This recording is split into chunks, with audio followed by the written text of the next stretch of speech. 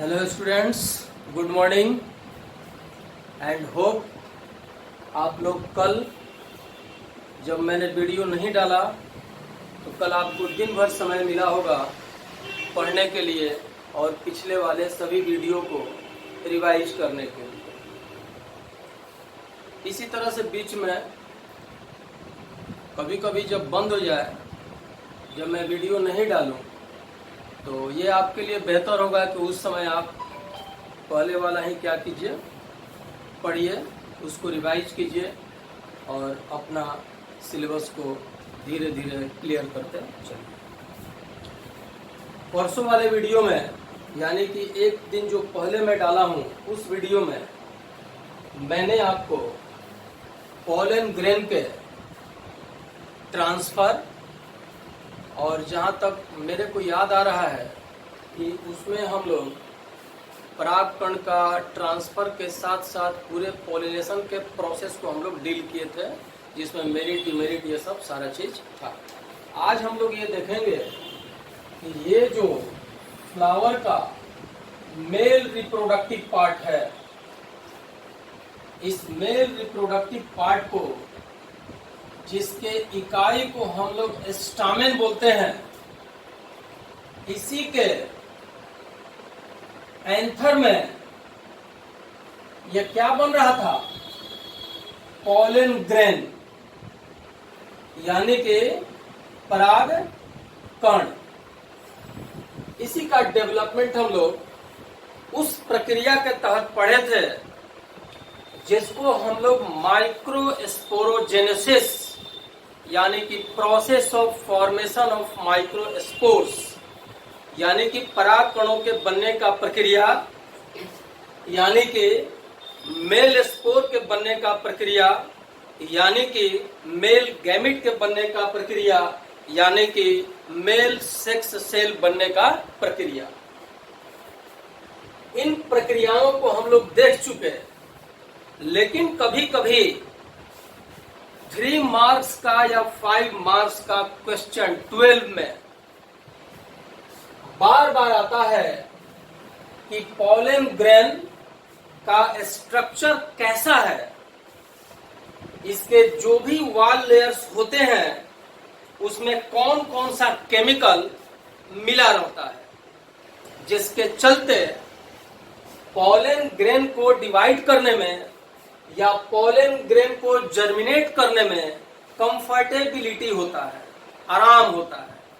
याद रखिएगा एक चीज को, बहुत सारा चीज नेचर ऑटोमेटिकली उसको अपने हिसाब से मॉडिफाई कर देता है, और पार्ट भी जो है फ्लावर का वो मॉडिफाई हो जाता है कन्वेनिएंट होने के लिए, आसान होने के लिए कि परागण का प्रक्रिया कैसे आसान होगा। तो आज का जो टॉपिक होगा वो ये होगा कि पॉलन ग्रेन यानी परागकण का स्ट्रक्चर यानी कि रचना कैसा होगा। तो हेडिंग मारिए, स्ट्रक्चर ऑफ पॉलन ग्रेन। इम्तिहान में, एग्जाम में क्वेश्चन पूछता है पॉलन ग्रेन यानी परागकण के रचना पर टिप्पणी लिखें, यानी कि परागकण का रचना यानी कि स्ट्रक्चर। हिंदी वाले बच्चे ये बात लिख लीजिएगा। यहां से याद कीजिए, पॉलन ग्रेन निकल रहा है, ये इसको जब हम लोग माइक्रोस्कोप में देखेंगे पॉलन ग्रेन को, तो यह 2 लेयर का बना हुआ होता है। ये जो 2 लेयर है, इस तरह से जब हम लोग माइक्रोस्कोप का पावर बढ़ाएंगे तो ये थोड़ा सा साफ साफ हमको दिखाई देता है। यह जो बाहर का सतह है, इसको कहते हैं हम लोग एक्साइन। ये क्या है? एक्साइन। और अंदर का जो सतह है, इसको कहते हैं हम लोग इंटाइन। इंटाइन। हिंदी वाले बच्चे अपना हिंदी लिख लीजिएगा। प्रत्येक पॉलन ग्रेन में ये जो होता है, ये न्यूक्लियस है, यानी कि केंद्रक है। ये केंद्रक है। अंदर में ये जो भी है ये वैक्यूल है, यानी कि रिक्तिका है, यानी कि रिक्तिका है। अब देखिए, ये जो बाहर का एग्जाइम है ये थोड़ा सा मोटे दीवार का बना होता है और अंदर का जो इंटाइन है वो पतले दीवार का बना होता है। जगह जगह पर एग्जाइम में, जगह जगह पर क्या होगा, एग्जाइम में मिसिंग प्लेस होगा। इस मिसिंग प्लेस को हम लोग कहते हैं जर्म पोर। क्या कहते हैं इसको, जर्म छिद्र। इसको हम लोग कह देते हैं जर्म छिद्र। अब देखिए, ध्यान से सुनिएगा, नेचर में बहुत सारा एडवर्स कंडीशन यानी कि प्रतिकूल परिस्थिति है। पॉलन ग्रेन को डैमेज होने का भी डर रहता है, मरने का भी डर रहता है। तो ये एग्जाइम नेचर ने क्या किया है कि इस एग्जाइम को एक विशेष प्रकार के रासायनिक पदार्थ से बना दिया है। इस एग्जाइम के रचना में जो विशेष रासायनिक पदार्थ है उसका नाम है स्पोरोपोलेनिन। क्या नाम है, स्पोरोपोलेनिन। ये जो स्पोरोपोलेनिन है ये थोड़ा रेजिस्टेंट होता है इन्वायरमेंट के प्रति, एडवर्स कंडीशन के प्रति। इसलिए इसके रहने से, स्पोरोपोलेनिन के द्वारा बनने से ये प्रकृति में अपने आप को रेजिस्ट करने में मदद करता है, यानी कि यह प्रिजर्व करता है। अब देखिए, जब ये प्रिजर्व कर लेगा तो जाहिर सा बात है कि अंदर का जो मटेरियल है वह थोड़ा सा सुरक्षित रहेगा। अब आते हैं इंटाइन पर। अंदर का इंटाइन तुलनात्मक रूप से थोड़ा पतला होगा, थीन होगा, यानी कि क्या हो गया, ये पतला हो गया। ये क्या था, ये मोटा था, यानी कि थिक था।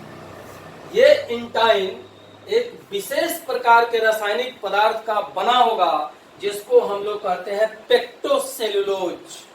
पेक्टोसेलुलोज नाम में दो शब्द है, एक पेक्टो है, एक सेलुलोज है, यानी कि पेक्टिन और सेलुलोज दोनों, पेक्टिन और सेलुलोज दोनों। अब देखिए, ऐसा ये जो इंटाइन है जो कि पतला है, पेक्टोसेलुलोज का बना है, जब सिचुएशन कंफर्टेबल होगा तो ये यहाँ से क्या होगा, बढ़ेगा। इस चीज को अभी हम लोग तुरंत पढ़ेंगे, लेकिन अभी देखते हैं। अब इसके बाद ये जो हमारा परागकण का स्ट्रक्चर है, पॉलन ग्रेन का स्ट्रक्चर है, इसके अंदर जो न्यूक्लियस है ये डिवाइड करेगा। तो ये मान लीजिए, ये अंदर के तरफ ये डिवाइड करके कितना बना दिया न्यूक्लियस, ये दो न्यूक्लियस बना दिया। न्यूक्लियस का जब डिवीजन हो गया माइटोसिस के द्वारा, एक से दो न्यूक्लियस जब ये बन गया तो एक न्यूक्लियस को जो थोड़ा सा बड़ा जैसा होता है, इसको हम लोग क्या कहते हैं, वेजिटेटिव न्यूक्लियस। और चारों तरफ से ये साइटोप्लाज्म के द्वारा भी घिरा रहता है। तो वेजिटेटिव, इसको न्यूक्लियस कहिए, या अकेला रहता है घेर कर सेल जैसा स्ट्रक्चर हो जाता है, इसको कह दीजिए वेजिटेटिव सेल। और दूसरा वाला जो होता है इसको क्या कहते हैं हम लोग, जेनरेटिव सेल। नाम से ही जैसा लग रहा है, नाम से क्या लग रहा है, जेनरेटिव, यानी कि ये जेनरेट करेगा, कोई भी चीज को क्या करेगा, जेनरेट करेगा। अब देखिए, अगला स्टेप में वेजिटेटिव सेल में या वेजिटेटिव न्यूक्लियस में किसी तरह का कोई विभाजन नहीं होगा। विभाजन तब किसमें होगा, ये जेनरेटिव सेल में होगा। तो जेनरेटिव सेल फिर डिवाइड करेगा, और डिवाइड करने के बाद ये पॉलन ग्रेन के अंदर में अब तीन स्ट्रक्चर ये बन जाएंगे, यानी कि तीन न्यूक्लियस या सेल बन जाएंगे। एक तो ज्यों का त्यों हमारा ये वेजिटेटिव रह जाएगा, लेकिन ये दोनों जो होता है, क्योंकि जेनरेटिव सेल से बनता है, इसलिए इसको हम लोग क्या कहते हैं, मेल गैमेट। इसको क्या कहते हैं हम लोग, मेल गैमेट। यहां से रुकता है ना, हो गया। नहीं बढ़ रहा है?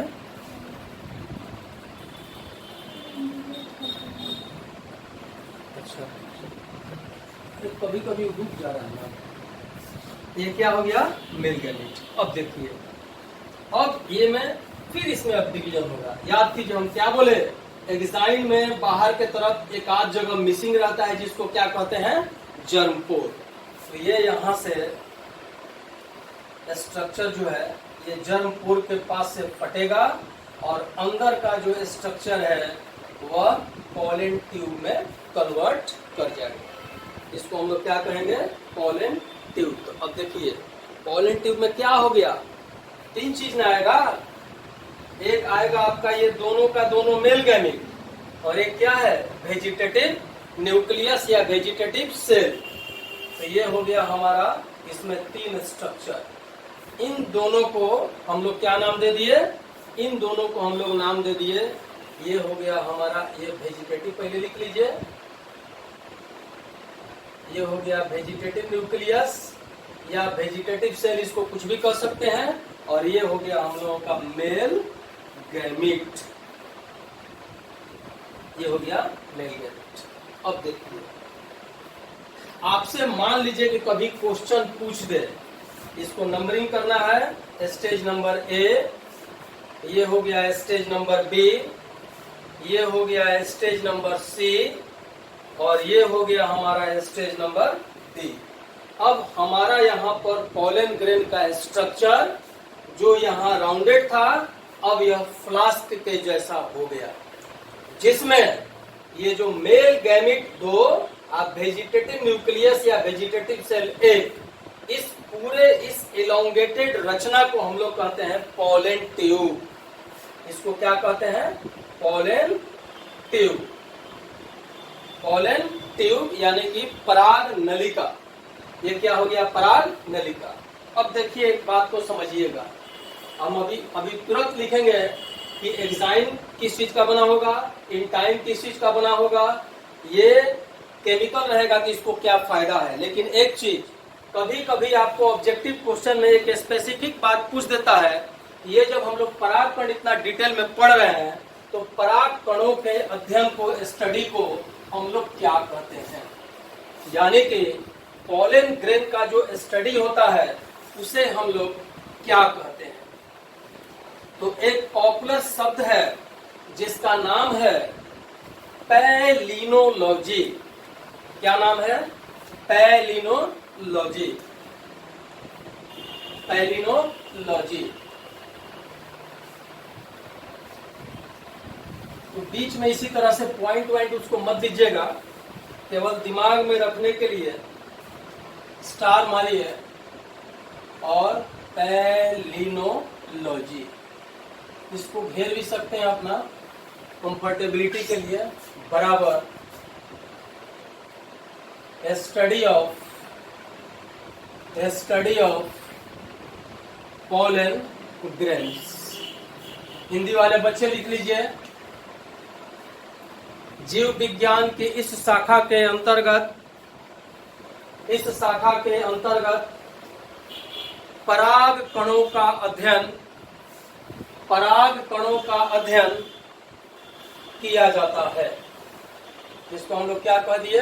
पराग कण का अध्ययन किया जाता है। अब आइए हम लोग अब देख लें एग्जाइन वाला और इंटाइन वाले का क्या पार्ट। तो अब आ जाइए इंपॉर्टेंट पॉइंट्स, महत्वपूर्ण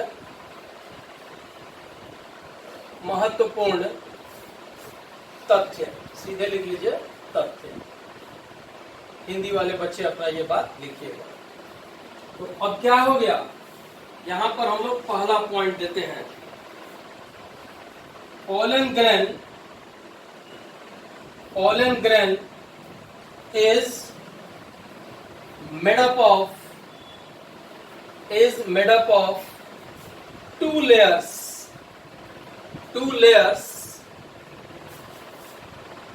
outer exine and inner intine. Inner intine. Hindi वाले बच्चे लिखिएगा, परागकण दो सतहों का बना होता है,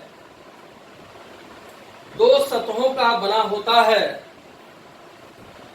जिसमें बाहर वाले सतह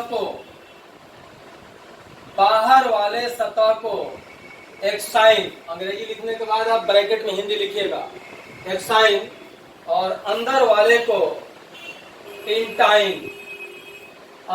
को इंटाइन कहा जाता है। दूसरा पॉइंट आ जाइए, अंग्रेजी वाले बच्चे लिखिएगा, एक्साइन क्या होगा? Thick walled. एक्साइन क्या होगा?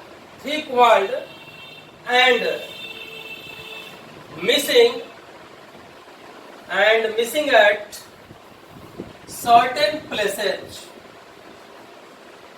at certain places, known as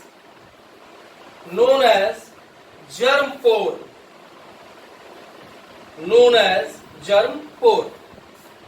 Hindi वाले बच्चे लिखिए, एक्साइन मोटे दीवार का बना होता है, और जगह जगह पर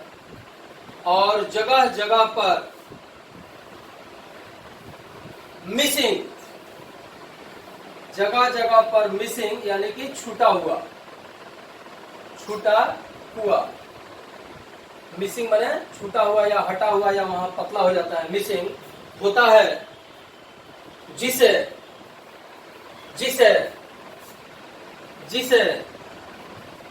जर्म छिद्र कहा जाता है,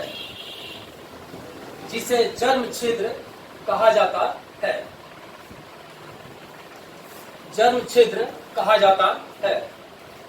अगला पॉइंट आ जाइए, तीसरा, अगला पॉइंट करिए, तीसरा देखिए, इसी में लिखिएगा, exine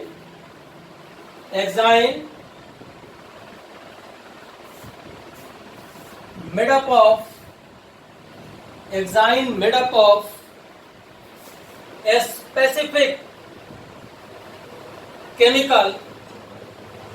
specific chemical known as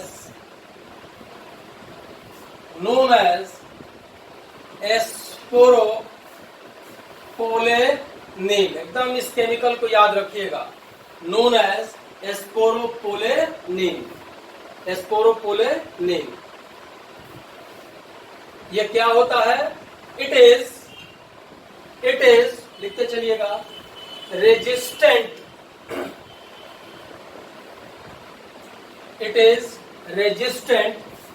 in nature. Resistant in nature means preserving nature।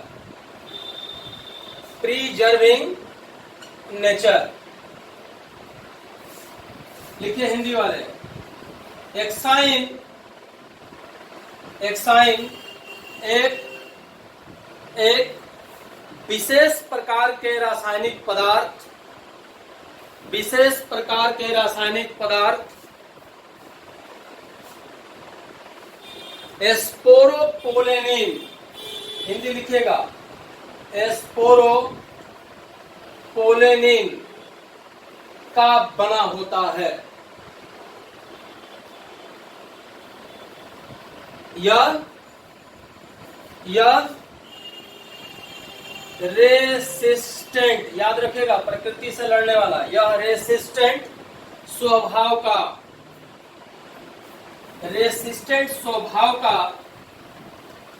अर्थात रेसिस्टेंट स्वभाव का अर्थात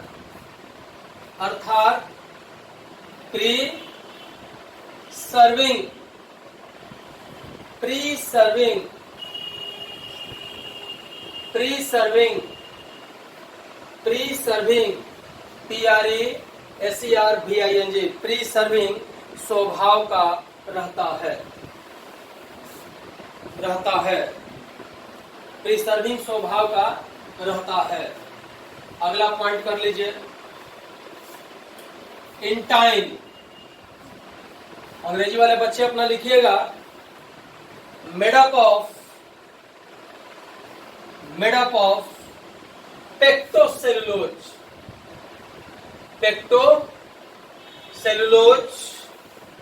ब्रैकेट में कर लीजिएगा पेक्टिन प्लस सेलुलोज। अंग्रेजी वाले बच्चे लिखिए, इन टाइम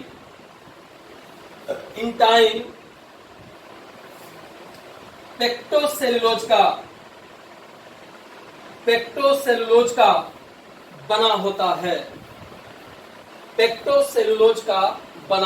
है। पांचवा पॉइंट, इन कंफर्टेबल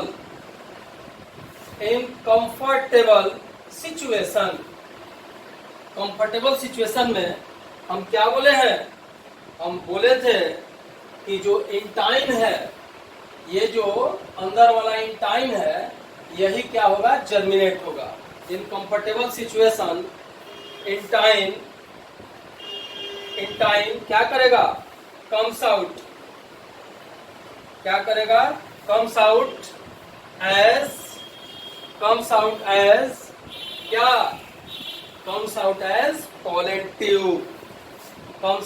एज पोलन ट्यूब। परागकण के पराग नली के रूप में ये क्या होगा? बाहर आ जाएगा।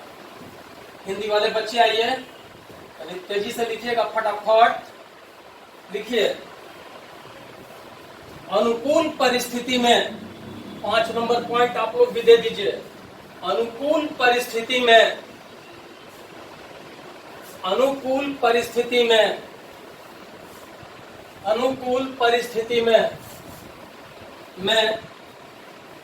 इंटाइन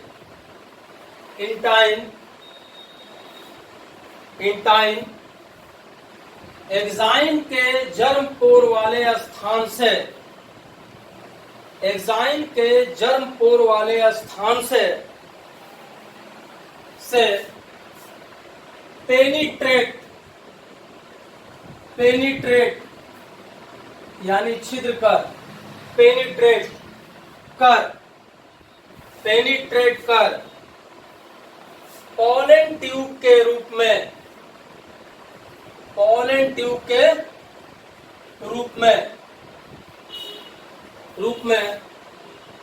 परिवर्तित हो जाता है। अब देखिए, ध्यान से इस फिगर को थोड़ा सा समझिए। ये तो हो गया, ये हो गया दूगो मेल गैमीट, ये है वेजिटेटिव। तो इस वेजिटेटिव वाले से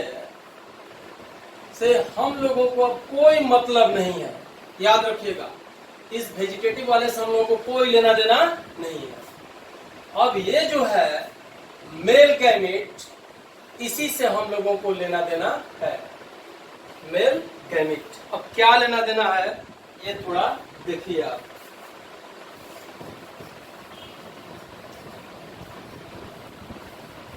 देखिए, अब जो ये मेल गैमीट होगा, स्टार मारिएगा, ये जो मेल गैमीट का जो डेवलपमेंट होगा, ये कहां पर होगा? ये मान लीजिए, ये सारा बात या तो एंथर के अंदर हो रहा है, या फिर यहां से अगर उड़ करके आएगा और स्टिग्मा पर जब आएगा, यहाँ पर स्टिग्मा पर यानी कि फीमेल पर जब आएगा, ये मेल था, तो या तो यहाँ डेवलप करेगा और नहीं तो यहीं पर डेवलप हो जाएगा। दोनों में से कोई सिचुएशन हो सकता है। ये डिपेंड करता है कंफर्टेबिलिटी कैसा है। तो ये मेल डेवलपमेंट जब होगा इसका, तो पोलन ग्रेन का उड़ान यानी पोलन ग्रेन का ट्रांसफर जब स्टिग्मा पर हो गया था, तो इसी को हम लोग क्या कहे थे, पॉलिनेशन कहे थे। तो अब देखिए, अब ये पोलन ग्रेन कहाँ आ गया, स्टिग्मा पर, पोलन ग्रेन स्टिग्मा पर आ गया। अब यहाँ देखिए, अब ये पोलन ग्रेन क्या करेगा, अब ये पोलन ग्रेन का हम बोले थे कि डिवीजन होगा, क्या होगा, विभाजन। विभाजन अंग्रेजी वाले बच्चे लिखे यानी कि डिवीजन होगा। कोई भी पूछेगा कि इस डिवीजन में कौन सा डिवीजन मदद करेगा, माइटोसिस की मियोसिस, तब यहाँ जो हमारा सेल डिवीजन होगा वो क्या होगा, माइटोसिस यानी समसूत्रण। यहाँ जब समसूत्रण विभाजन हो जाएगा तो याद कीजिए पोलन ग्रेन के अंदर तो क्या था, केंद्रक एक ही था, तो यहाँ से विभाजन होने के बाद दो सेल का फॉर्मेशन हुआ, यानी कि दो न्यूक्लियस बनेगा, 1 से 2, 2 से 4, 4 से 8, 8 से 16, 16 से 32, इस तरह से वो बनता है। तो दो सेल बन गया। एक सेल या न्यूक्लियस जो बना इसको हम लोग कह दिए वेजिटेटिव न्यूक्लियस। याद कीजिए, जब ये चल रहा था तो एगो वेजिटेटिव न्यूक्लियस यहाँ पर है, और एक ये जो बनेगा इसको हम लोग कहते हैं हिंदी में वर्धी केंद्रक। इसका बहुत ज्यादा आगे वैल्यू नहीं है, ये अब खत्म हो जाएगा, धीरे धीरे डिसइंटीग्रेट हो जाएगा। और दूसरा का जो बनेगा वो है जेनरेटिव न्यूक्लियस।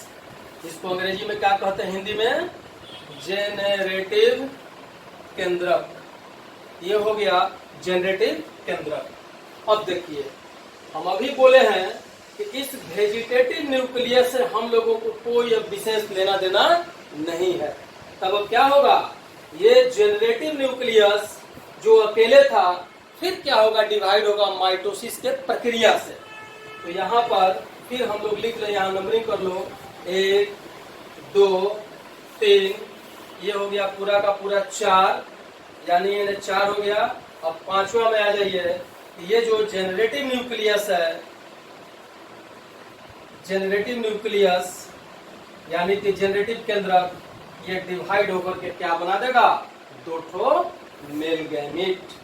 अब ये हो गया मेल गैमीट और ये हो गया मेल गैमीट, मेल गैमीट, और ये भी क्या हो गया, मेल गैमीट। इसको कहते हैं हम लोग नर गैमीट, नर गैमीट, इवी नर गैमीट, यानी कि टोटल इसका संख्या क्रम हो गया 2। अब देखिए, अब हम इसको कल बताएंगे आपको कि ये जब हमारा मेल गैमीट 2 बन गया, इस वेजिटेटिव का कोई मतलब नहीं है, तो अब ये क्या करेगा।